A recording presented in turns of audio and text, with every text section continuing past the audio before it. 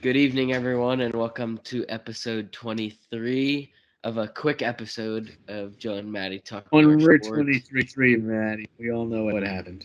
Me and Maddie recorded in person together, which was probably the best episode ever. It was hysterical Yeah, with lots of fun guests and had picked every single football game, and it didn't work. It didn't yeah, record. So here we are.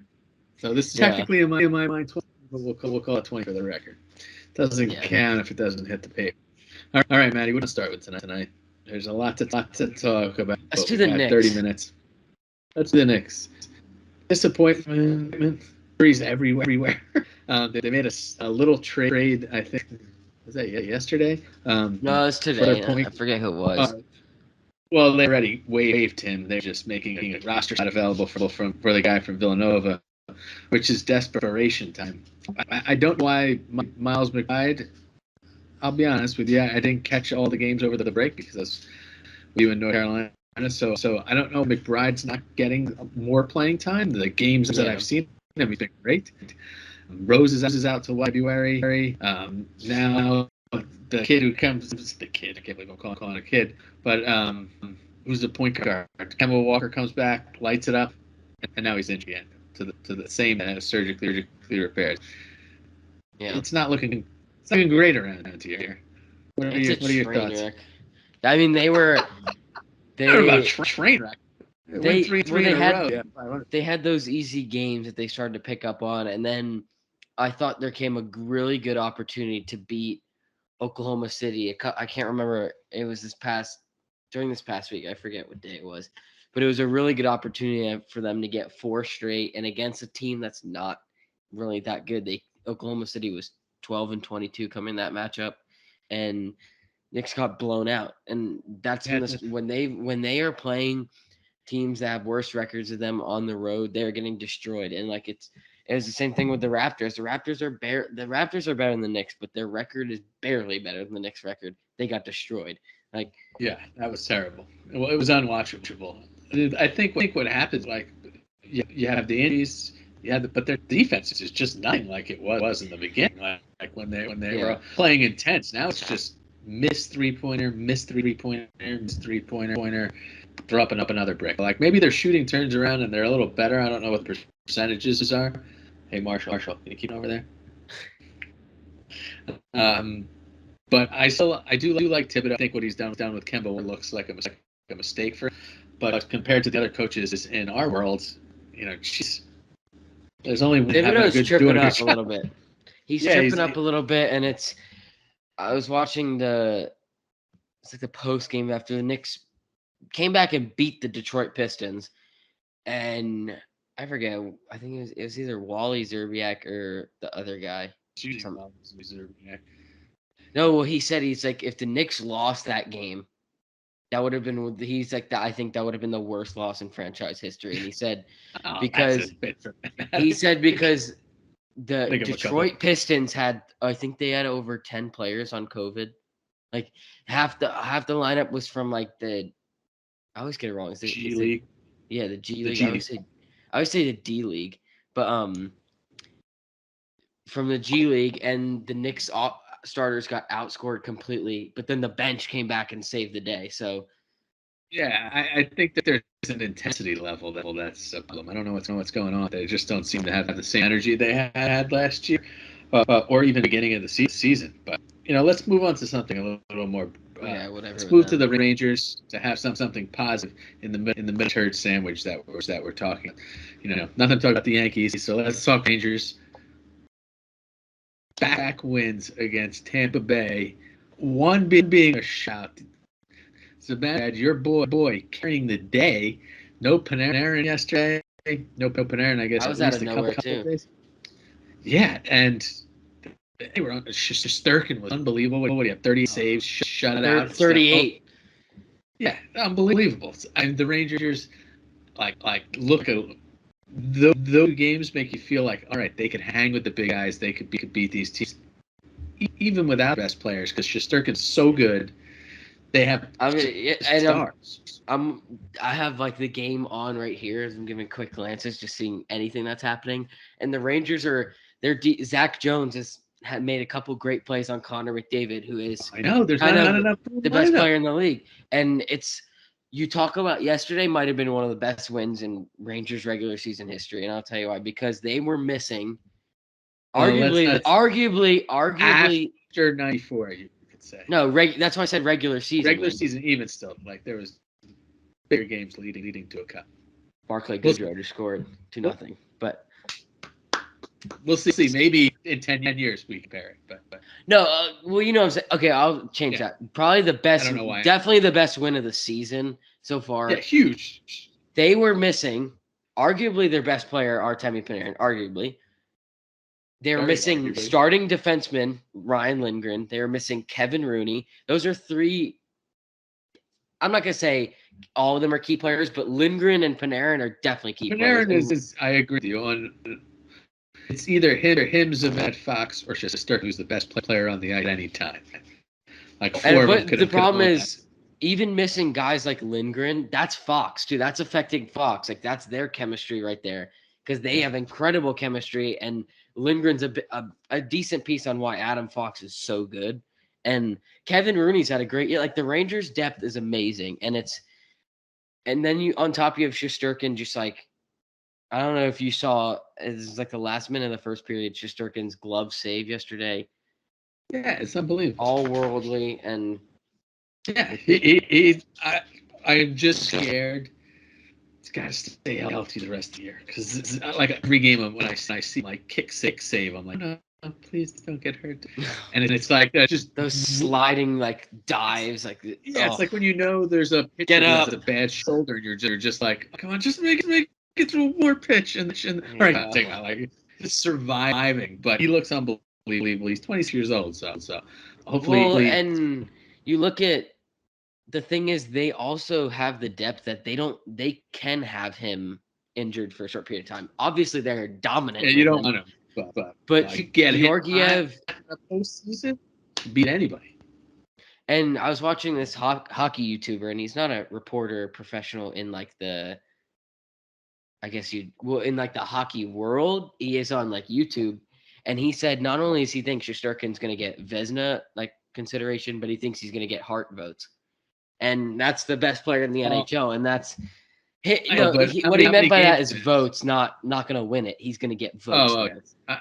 Some will vote for him for sure, but I think unless he plays most of the games down the stretch and carries them, which. He may. Hey, at this point, he hasn't played enough games. It's ridiculous. He has last time I checked before coming today, he had a 2.09 goals against average, and I think he. I used to be 1.97. Get there. Yeah, I mean, it's all worldly watching him. The Tampa Bay Lightning are amazing. They had.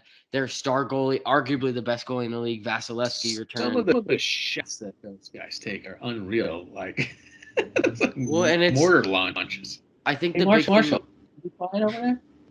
I think the big thing is you're noticing the difference that between the Rangers. They are more physical. I'm watching it right now, and Ryan Reeves might be one of the biggest impacts of the season. I agree. What bummed about missing is Sammy Blais, because that was someone I didn't realize I liked, and then those first games he added that same thing that you're talking about, that he hit guys, he made it intense, like he pressured people to make mistakes. And I remember being like, oh, like Blais hurt. That's like, uh-oh.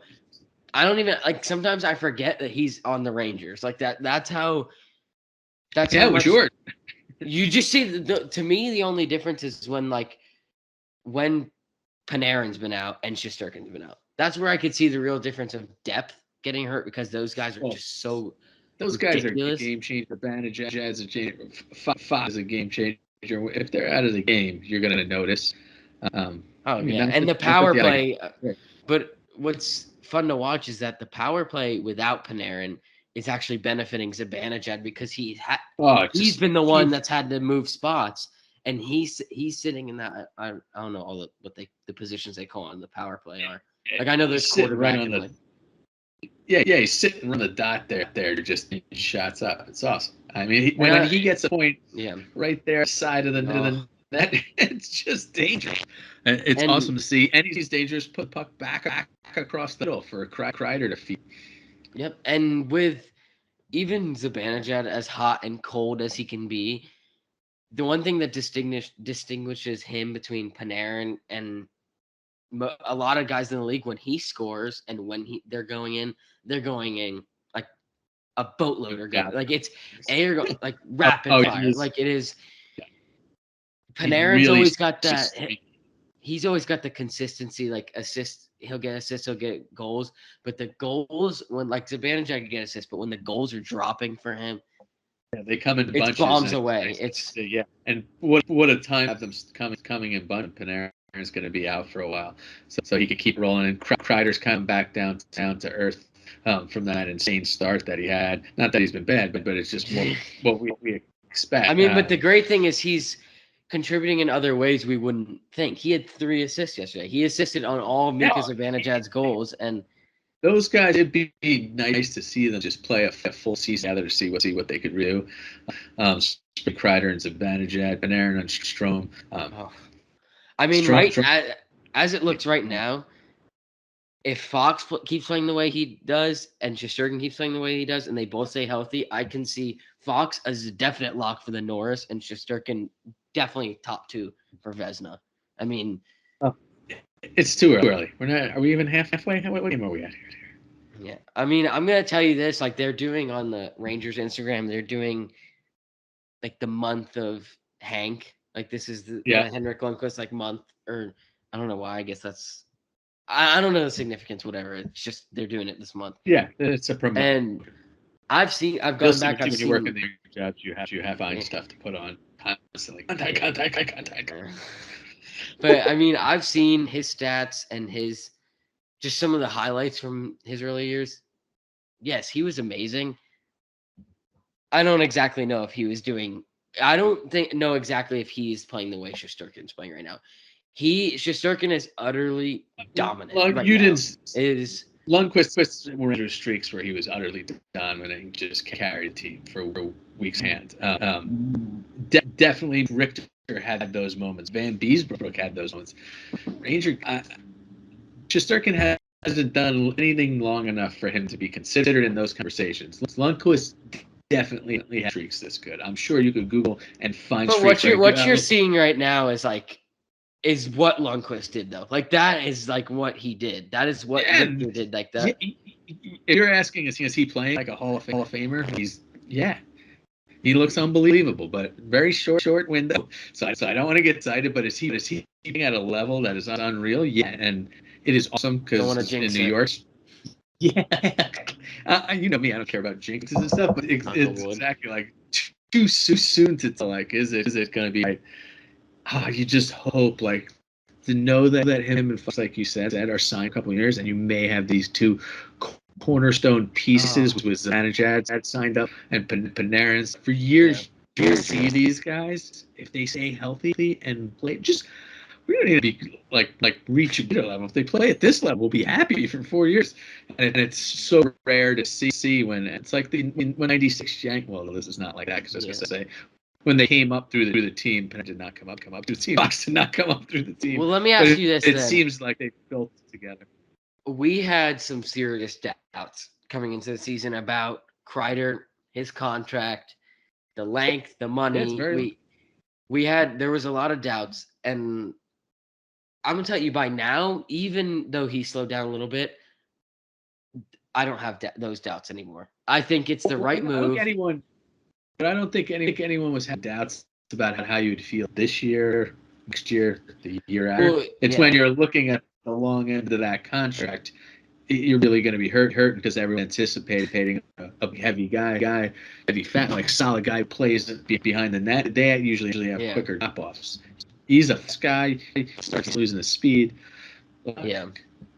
Now, it's nothing we can do. It's signed. The problem is you should be worried about how you're going to keep guys like Strome when there's no money in the salary cap. The Rangers have to have their fingers crossed that they reschedule some of these games because I'm sure those games factor into what the salary cap will go up with attendance and revenue.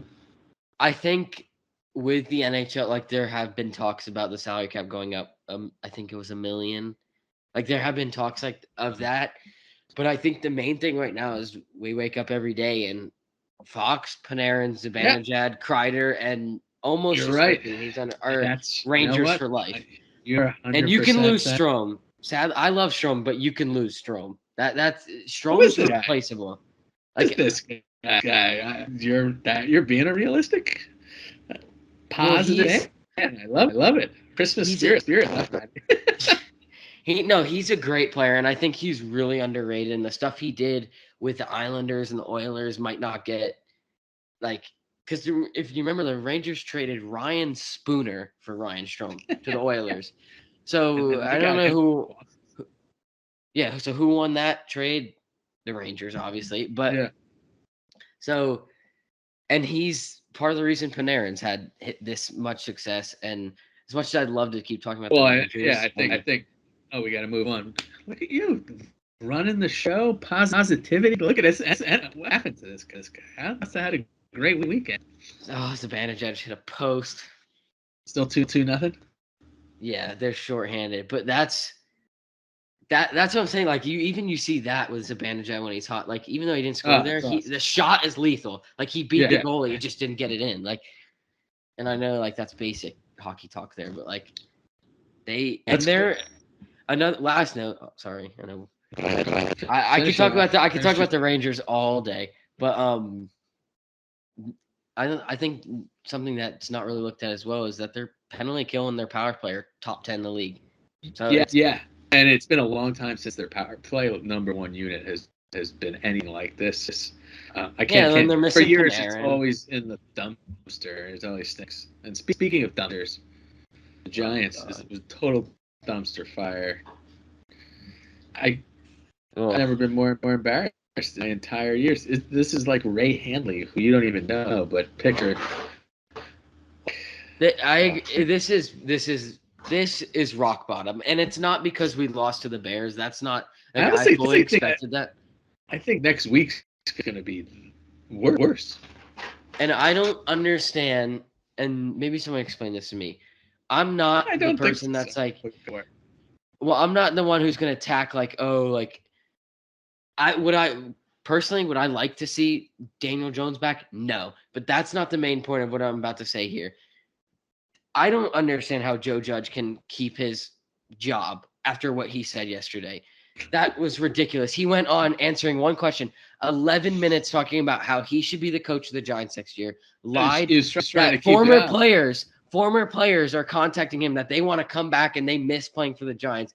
I'm sorry, BS.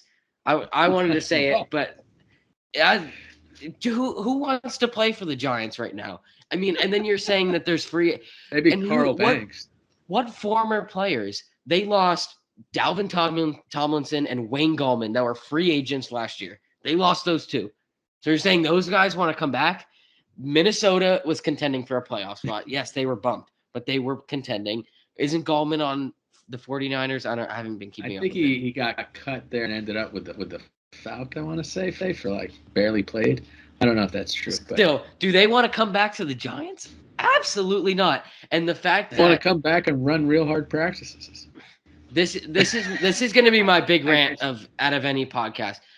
This is ridiculous, and you're not running a clown show organization. Yes, you are. It's hilarious, and it's also terrible. And he built the foundation last year to set up the Giants for success this year. No one can disagree with that. I didn't like him coming as the Giants coach, but I thought he did a good job last year. I'm going to agree with that. I didn't expect the Giants to go off last year, but I think they did the right things to move forward and set up this year. And the fact that they're going to be maxed at 5 wins, most probably 4, and you're looking at a 4th or 3rd draft pick.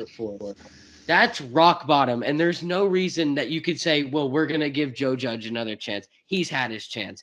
That is the worst possible thing that he could have let happen, and he let it happen. No, Jones can come back. No, definitely not Joe Judge. I think Jones will only come unless something. I don't think there's any other options right now. Maybe something happens since Russell Wilson.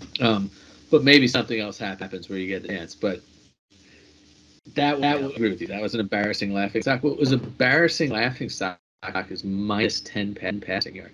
They made 4 completions. You have one touchdown in the last like 30, 40 drives. 30 and 10. Again, you're down by 14 points. It was like you were the quack, and they're like, do not let them do anything. Like line up Saquon Barkley to take the snaps and just tell him, all right, I'm gonna just run it up the middle. The run, they're scared. They on 3rd and 10 in Chicago territory. They're to throw the ball. They can't throw the ball at all. I mean, on 3rd and 10 yesterday, to me, it's okay. I understand Joe Judge doesn't have much work in here for him, and the injuries are a serious issue. But it's blatant how bad it's obvious what he's doing. 3rd and 10 in Chicago's territory, and you're running the ball. You kick the field goal. That was the setup that the whole time. It's so blatant. They didn't. The only chance he thought they could score yesterday is on a defensive turnover.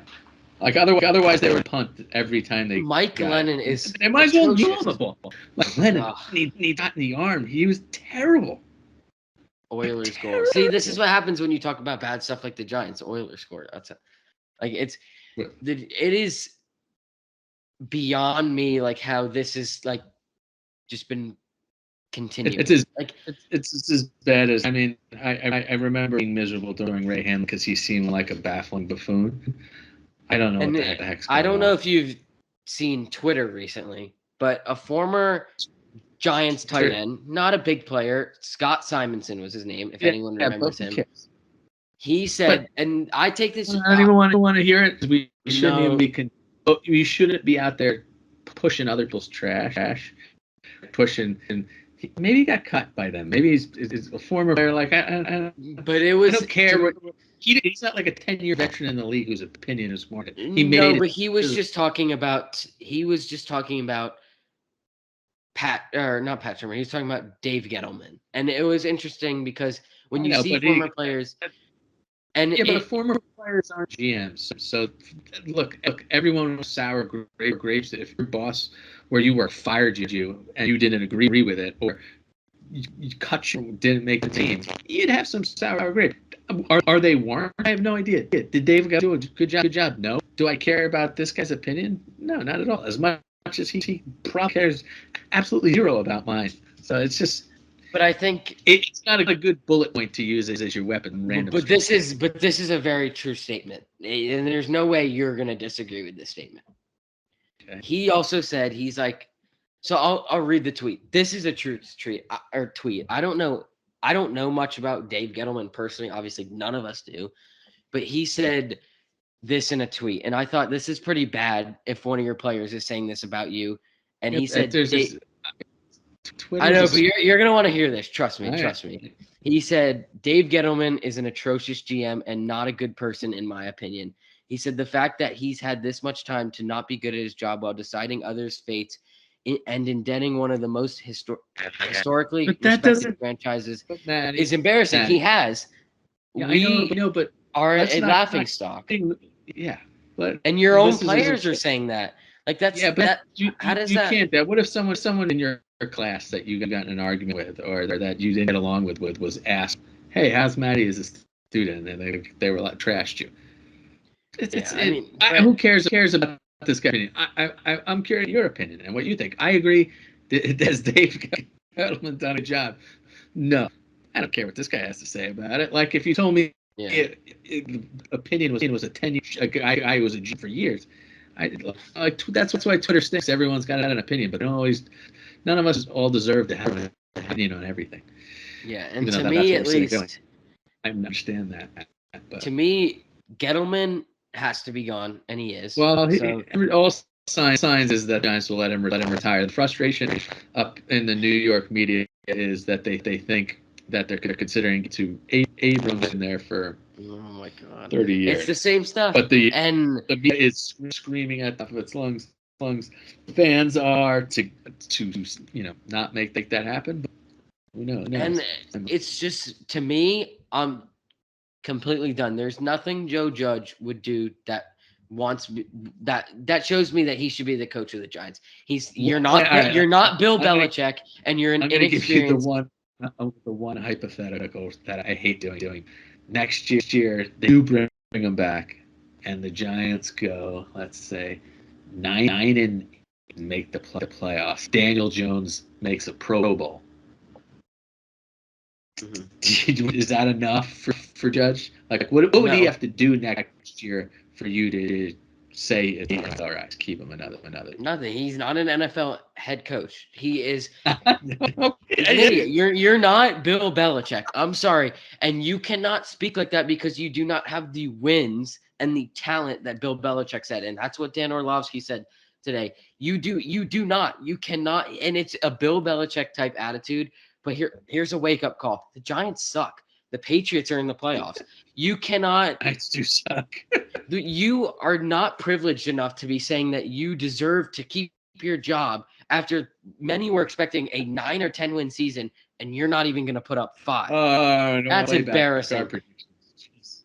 And that's not even injuries. You could still play. I know the Giants can play better with what they have right now than they are. They are literally choosing to get destroyed in games and then have a couple drives where they get into opponent's territory in the I don't fourth think quarter. they're choosing. No one's choosing to destroy it, but I agree it's a full on disaster. It looks terrible.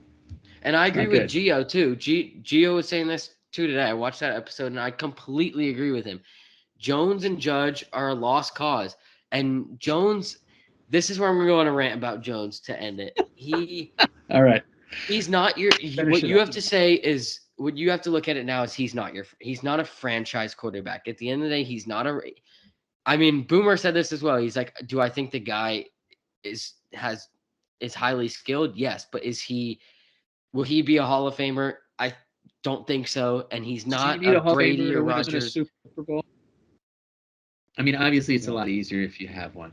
But I But saw Jeff Hostetler win a Super Bowl. Phil Simms went down. Eli Manning was a clutch quarterback, but he wasn't like Eli was pretty. But I'm saying Trent Dilfer, there are quarterbacks. Ben Roethlisberger, his rookie year, Joe Flacco's rookie year. There are plenty of quarterbacks yeah, that you like. I think if hope for Daniel Jones, he is like I put Phil Simms maybe on a higher platter if he was like Tony Romo like quarterback. I think that would be enough for get yeah. you a Super Bowl. He kind of has a Tony Romo-esque, make a lot of mistakes, kill at the wrong time. Well, Tony here's Romo the did it thing better with for a long time. Jones is I feel like we know everything about him. I mean, it's consistent. That what's consistent in his game is he's a runner, obviously. Injuries, turnovers. That's what's consistent. Those are three things that are consistent in his game. Three Not saying things that, not consistent. not saying that, but All of not his saying, coaches, his offensive yeah, but coordinators, his off weapons, his offensive line, But his when is it going playbook. to come to a point where it's not where it's actually going to Well, be about how he plays, not what the other factors? Because well, he that's can't why people control want the to other give him factors. another year to be like, if you bring back coach, you bring back stability. But again, no matter what you do, you're not going to bring back this offense. Bring back this Judge. If you bring back Judge and keep the same offensive coordinator, people have a melt. I mean, this is the worst off I've ever seen in our lives. And you look at and to me another thing that says to me that Joe Judge should be gone is an advocate for getting rid of Jason Garrett, and you know how much worse the Jason Giants. I'm not Garrett's. saying Garrett's good. I'm not saying that I Jason know Garrett was exactly great, what you're saying. Jason but Garrett's that there is embarrassing. after his couch at home. He was like, my If you 13 use points. yeah, if you use a scapegoat like Jason Garrett, if you use him as a scapegoat and your offense is significantly worse, what does that say about you? That says you're wrong. That says your judgment is wrong. That says as a head coach, as a leader of the team, you're wrong. Like and that's got to be embarrassing for him. There's got to be family members saying, "Do you know what's going on?" Because he panicked yesterday, Oh, and he knows it, and it's he terrible. can't handle it. And he cannot handle being the head coach of this team because I sit there, I watch his stupid face every game, just not non-react, not making no reaction to what's going on. It blows my mind. He's a special What teams I would like assistant to coach of the see. Patriots. I know he's won a Super Bowl. I know he knows how to get there, not as a head coach and not with this group. I'm sorry. Okay. So obviously you don't want him back. And what I would like to see happen is go find the best general manager, regardless of Joe Judge, that's available to. If that takes a little longer, but you got to get the GM first and let them make the draft picks. That's to happen. And then if the GM looks around and there's not a candidate that he wants or that she wants to lead the team, like that is available, either someone that worked with that is stuck in a, then maybe if that person is all right, you give Joe Judge a shot. You could give Joe Judge a shot with those people, whatever talent they sort. We take a look at how it's structured with a different GM who's going to have two very good picks, which means that the goddamn offensive line better be better, pass rush better be better. Yeah. If they're not, what else can we do? But maybe they could see offensive line. I agree with you. There's some good players on this team, so they are for a turn. It's the coaches. I think what we've learned is that you have the injuries, you have issues, obviously. The coaching staff is terrible. Your offensive and head coach are terrible. They do not know what they're doing. It's embarrassing. The Giants defense is who do you literally consider that? Who do you consider like when you if you could pick your coach, like you walk around and coach off another, whose team are you going to pluck it from? I mean, I just want someone with experience. That's the problem because what's consistent in sports is when a young team, an inexperienced team gets an experienced coach, they have guidance. They have no guidance. Joe Judge is learning how to do it's like to me it reminds me of the Rangers and David Quinn. Not that they weren't good when he was there. It's just David Quinn is learning how to be a head coach as he's trying to teach kids who are learning. I'm just a little beaten down because I've just seen tossed Schumer in 2 years. He just got rid of what's his name, McAdoo. Like, yeah, it's too much, so and I get it. It's hard to just like tear it apart again, do it again. And if you told me right now that there was a rumor saying, Mike Tomlin wanted to leave the Steelers and he wants the Giants job, I'd be like, wonderful.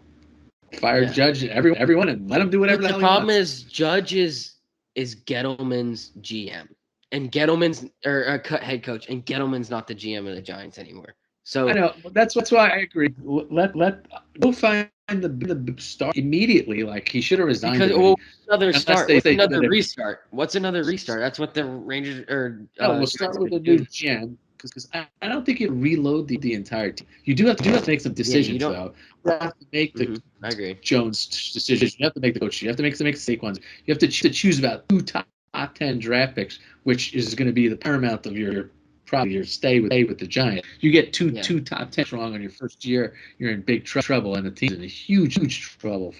But I don't think talent-wise need depth, but they're on the starting lineup. If they're not terrible, they have great defensive backs. They have some decent players. Yeah, and they need the they need. This is really important, like you were saying with the GM, because these picks right here can decide whether the Giants are going to be like this maybe for 2 years versus like 4 to 5. Because if you don't pick right again, if you make the wrong picks again, and it's pretty clear, I get it, the Giants want an offensive lineman, but there's one thing that will consistently stick with me, and the fact that Joe Burrow and the Cincinnati Bengals passed up on what was an obvious offensive lineman pick and went for the star big play wide receiver, and look how good they are now. Yeah. And look at the Giants offense. They can't get a screen pass without being sacked. No team that needs offensive line more than the Giants. Joe Burrow had one of the worst. I'm telling you right now, if the Giants got a guy go look at the draft and you'll see 12 guys that are mediocre that were taken the first 2 rounds at receiver. You'll see these studs all over the place. It's not like because he was picked so not when they come from Alabama. It's different. The Bengals also Joe Burrow played with him in college. But Daniel Jones has one of the best deep balls in the league, quote unquote. Too. He's on his Well, that's back before the receiver gets 10 yards to field. well, and Shepard's got blown out knee. but What's what names always played what like sticks with me is that you look in 2014, the Giants still then did not have a good offensive line, and Odell was doing stuff like that, amazing stuff. They didn't have an offense. They did not have a good offensive line. Was it as bad as it is now? No, but it's I still would like, rather I don't want to be any of those Odell teams because they weren't fun. but is Look at the teams that offensive have line been going to look score you points though? That's the thing to me, because the Giants have won 100%. games. The Giants have won games where the offensive line's terrible, but because their offense You tell me all scores. the time who's your favorite offensive lineman. You want to go Bakhtiari? What team is he on? Packers. Did they score points? Who's got arguably the best offensive line in the NFL? The Cowboys. They lead the league in scoring.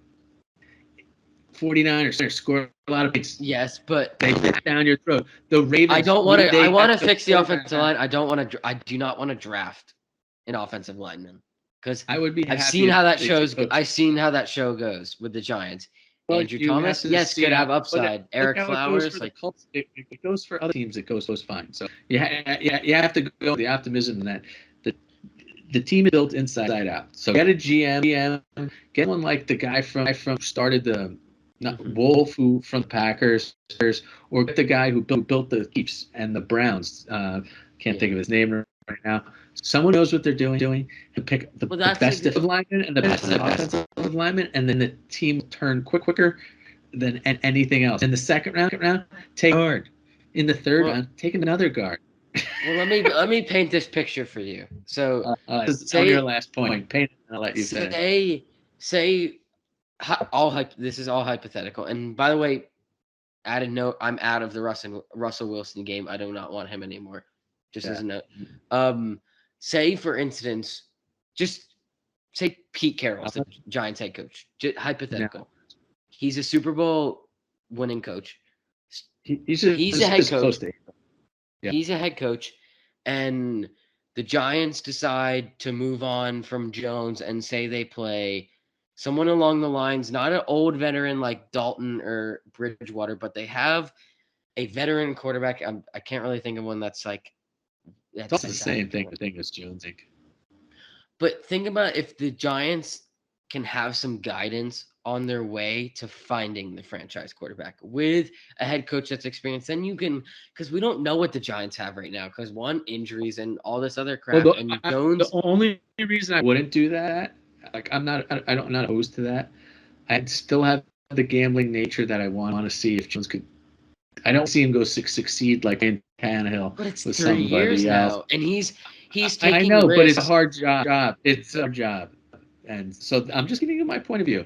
That's the one reason, and the other reason I don't know is if you could keep. I don't know what he's going to get paid versus those guys, because I know salary cap's going to be a problem. Yeah. So I don't know if he's cheaper than Andy Dalton. I'd rather give him another year and see if he can make. If you tell me he's going to go get $25 million, then I'll take Andy Dalton for 10 and be happy.